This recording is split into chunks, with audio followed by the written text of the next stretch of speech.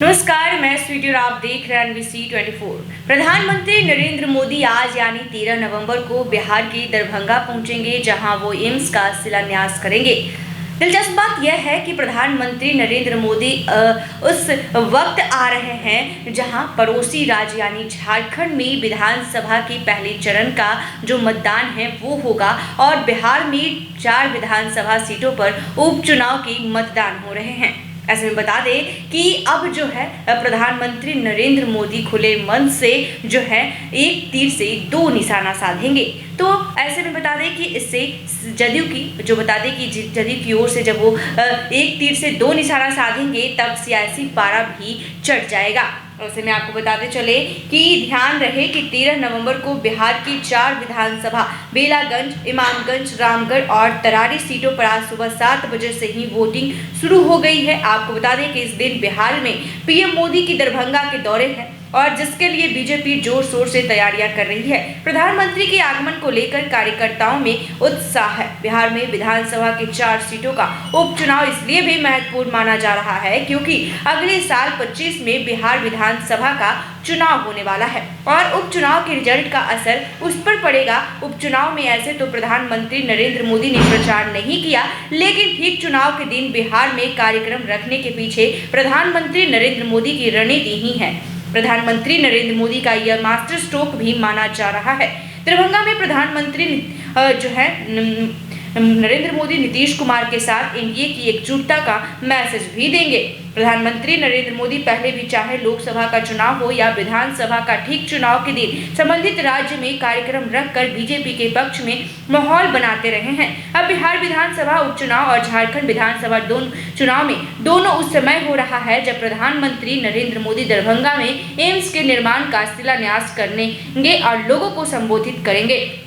हालांकि कितना असर इस बार डाल पाएंगे यह तो रिजल्ट के बाद ही पता चलेगा, लेकिन प्रधानमंत्री के कार्यक्रम से सियासी हलचल जरूर बढ़ गई है। बिहार विधानसभा उपचुनाव में आखिरी दिन लालू प्रसाद यादव ने बेलागंज में जिस प्रकार से प्रधानमंत्री नरेंद्र मोदी के खिलाफ बयान दिया, प्रधानमंत्री उसका भी जवाब दे सकते हैं।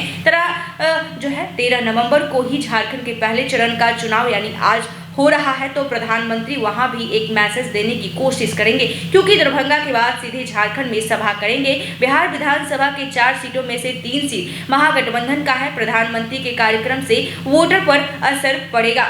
प्रधानमंत्री की सभा से महागठबंधन के नेताओं की बेचैनी बढ़ गई है। वहीं प्रधानमंत्री बिहार के दूसरे एम्स के निर्माण की शुरुआत का प्रशांत किशोर को भी जवाब देंगे, जो लगातार बिहार की अपेक्षा का आरोप उन पर लगाते रहे हैं।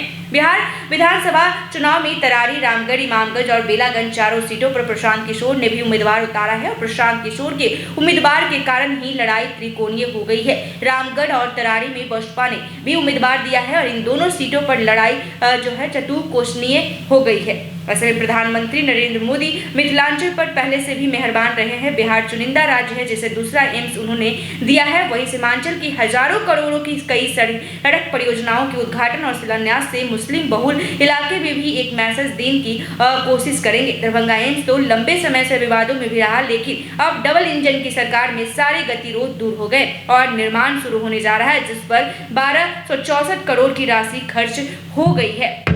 तो ऐसे में बता दें कि देश के प्रधानमंत्री नरेंद्र मोदी आज यानी 13 नवंबर को बिहार के दरभंगा आ रहे हैं, जहां वो एम्स का शिलान्यास करेंगे। और दिलचस्प बात यह है कि वो उस वक्त आ रहे हैं जहां पड़ोसी राज्य यानी झारखंड में बिहार जो विधानसभा है चुनाव है, विधानसभा का चुनाव हो रहा है, तो वही बिहार में विधानसभा के 4 सीटों पर उपचुनाव के मतदान हो रहे हैं। तो ऐसे में बता दें कि खुले मन से प्रधानमंत्री नरेंद्र मोदी जो हैं वो बीते दिनों जिस तरह से लालू प्रसाद यादव ने उन्हें निशाना साधा था, तो इसका भी वो जरूर जवाब देते हुए नजर भी आ सकते हैं। और कहीं ना कहीं जिस तरह से ये काफी ज्यादा रणनीति बनाई हुई प्लान है, क्योंकि जिस तरह से बिहार में 4 सीटों पर उपचुनाव के मतदान चल रहे हैं, उधर पड़ोसी राज्य में जो है विधानसभा का चुनाव चल रहा है, उस वक्त नरेंद्र मोदी जो है अपनी कार्यक्रम का जो है एक आयोजन करने जा रहे हैं, उसी वक्त जो है शिलान्यास कर रहे हैं। तो इसके पीछे भी बड़ी रणनीति जो है